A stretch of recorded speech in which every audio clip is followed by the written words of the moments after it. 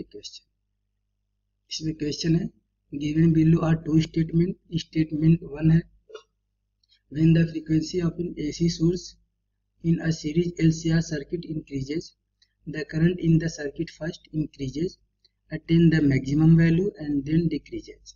That means ये statement 1 है, ये करेक्ट है. क्योंकि यदि हम फ्रीक्वेंसी की वैल्यू इंक्रीज करेंगे तो फर्स्ट ऑफ ऑल जेड का वैल्यू डिक्रीज करेगा और जेड का वैल्यू डिक्रीज करेगा तो करंट की वैल्यू इंक्रीज करेगा. And at the certain frequency when the frequency of the source will be equal to the resonance frequency, at that condition impedance will be minimum and it is equal to R. That means at the minimum impedance current will be maximum, and after that the impedance will be increases and current is decreases. That means statement 1 is correct. Statement 2 है in the series LCR circuit the value of power factor at resonance is 1. That means यहाँ पे Z equal to होता है √R square plus XL minus XC का whole square. And at resonance पे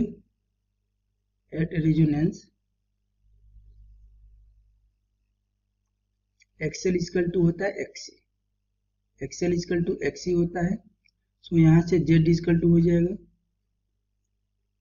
R square plus 0 का square. That means Z equal to R. That means Z equal to R.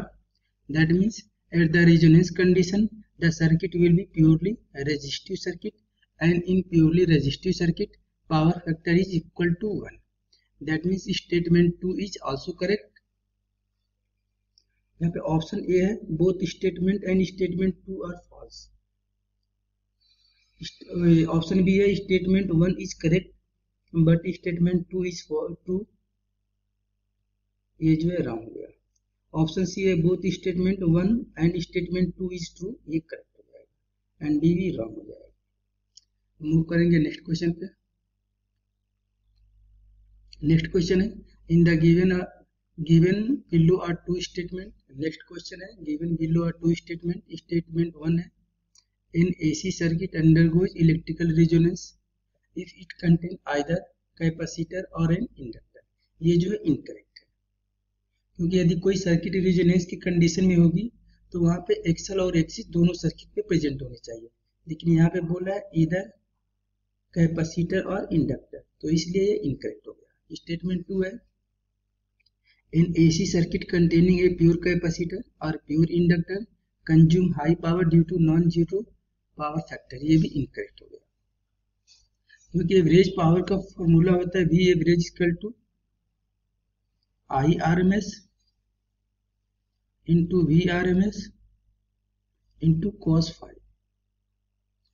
And यहाँ पे cos phi equal to होता है या phi equal to होता है phase difference between applied voltage and current.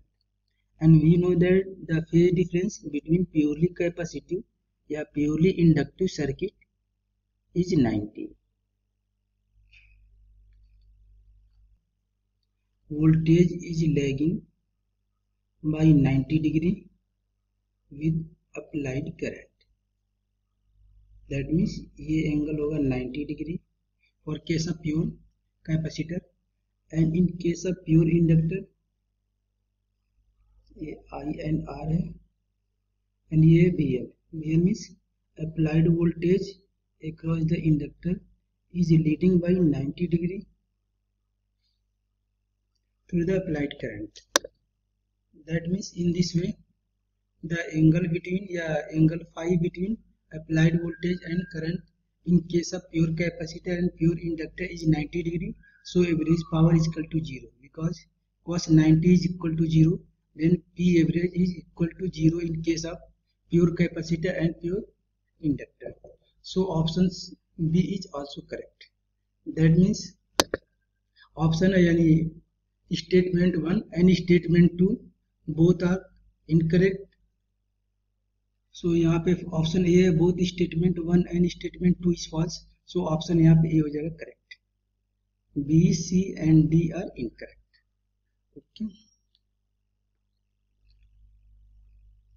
A capacitor of capacitance 150 microfarad is connected to an alternating source of EMF E is equal to 36 sin 120 pi t volt. The maximum value of current in the circuit is approximately equal to. So यहाँ पे हमें calculate करना है maximum value of current in the circuit. यहाँ पे capacitor है, capacitor of capacitance C is equal to 150 microfarad is connected with an alternating source of frequency, alternating source of EMF E is equal to 36 sin 120 pi t, 120 pi t volt. अब यहाँ पे हम compare करेंगे given equation of EMF E is equal to 36 sin 120 pi t with standard equation E is equal to E naught sin omega t. यदि इस given equation को हम standard equation से कंपेयर करेंगे सो E not is equal to 36 volt and omega is equal to 120 pi, and we have to calculate the maximum value of current in the circuit. So यहाँ पे हमें calculate करना है maximum current, and maximum current होगा I naught is equal to E not divided by XC, where XC is capacitive inductance and XC is equal to होता है 1 divided by omega C. So I naught is equal to E divided by XC का value हम put करेंगे 1 divided by omega C. So I naught is equal to E naught, ये E naught है, E naught into omega C.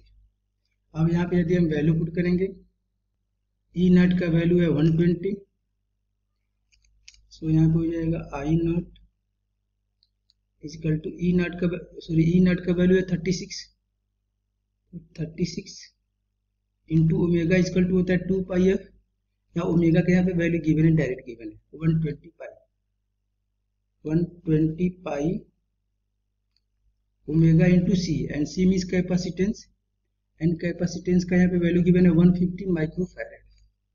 सो यहाँ पे capacitance का value given है 150, micro का मतलब होता है 10 टू द पावर -6, ये वैल्यू आएगी एम्पियर में. अब इसका हम कैलकुलेशन करेंगे, तो कैलकुलेशन करने के बाद ये आएगा 2.03 एम्पियर अप्रॉक्स. सो यहाँ पे यदि इससे हम मैच करेंगे, ये ऑप्शन मैच करेगा ऑप्शन डी. सो यहाँ पे ऑप्शन नंबर डी करेक्ट होगा.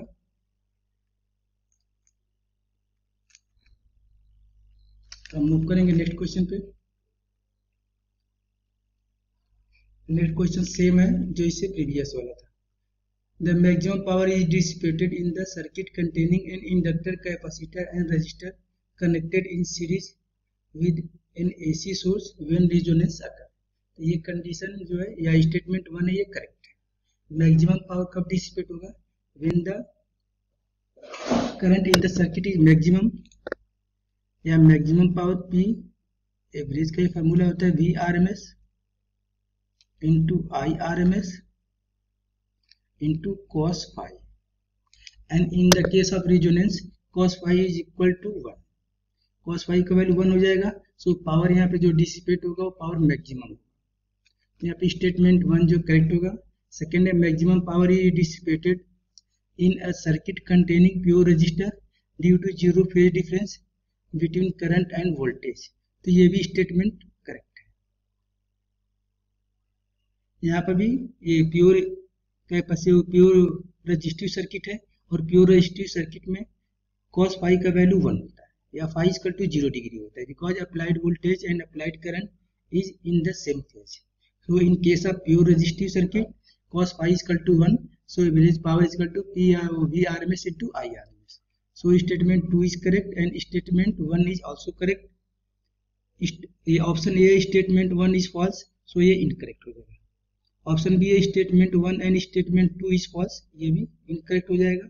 ऑप्शन सी है statement 1 is true but statement 2 is false, ये भी इनकरेक्ट हो जाएगा।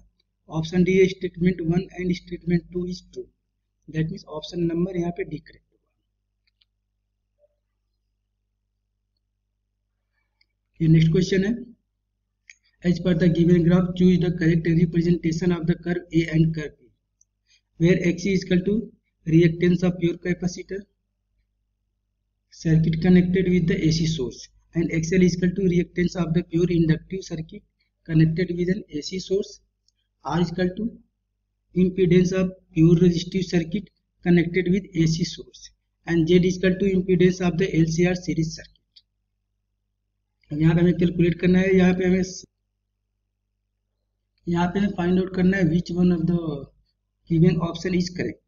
सो यहाँ पे हम देख सकते हैं एक्स इक्वल टू होता है 1 डिवाइडेड बाई ओमेगा सी, या ओमेगा को हम 2 पाई एफ लिख सकते हैं। सो यहाँ से हम लिख सकते हैं x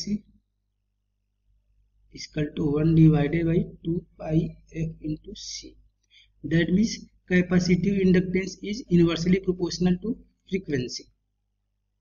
so XC is inversely proportional to frequency हो जाएगा यहाँ पर, एंड XL इक्वल टू होता है ओमेगा एल,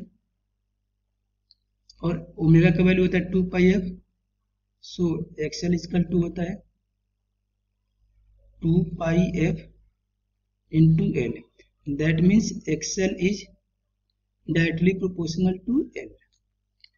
और यहाँ पे कर्व ए है, कर्व ए जो है यहाँ पे कर्व ए शो, या यहाँ पे कर्व ए गिवन है, कर्व ए से हम यहाँ पे देख सकते हैं यहाँ पे X is inversely proportional to F, यानी ये ग्राफ है X is inversely proportional to F का, यानी ये कैपेसिटर का ग्राफ है।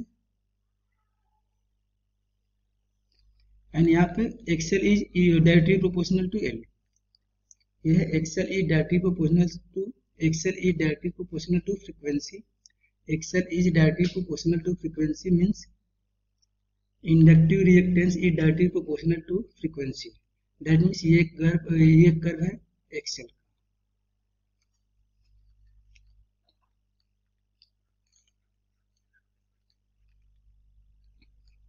ये नेक्स्ट क्वेश्चन है, as per the given graph choose the correct representation for the curve A and curve B, where X is equal to reactance of pure capacitive circuit connected with AC circuit and XL is equal to reactance of the pure inductive circuit connected with an AC source. R is the resistance of the pure resistive circuit connected with AC source and Z is equal to impedance of the circuit. So यहाँ पे हम लिख सकते हैं XC is equal to 1 divided by omega C, और omega का value होता है 2 पाई F into C. So यहाँ से हम देख सकते हैं XC is inversely proportional to F and XL is equal to होता है ओमेगा L, और ओमेगा का वैल्यू होता है 2 pi F. So XL is equal to 2 pi F into L, that means XL is directly proportional to frequency. अब यहाँ पे curve ए है, कर्व ए है ये इनवर्सली प्रोपोर्शनल का कर्व है, दैट मीन्स ये कर्व ए है, ये कैपेसिटर के लिए है, एंड कर्व बी है ये डायरेक्टली प्रोपोर्शनल का कर्व है, that means XL is directly proportional to frequency, that means curve B है ये एक्सएल का कर्व है। सो यहाँ पे ऑप्शन करेक्ट हो जाएगा, A equal to X and B equal to X, option C यहाँ पे करेक्ट होगा। ओके।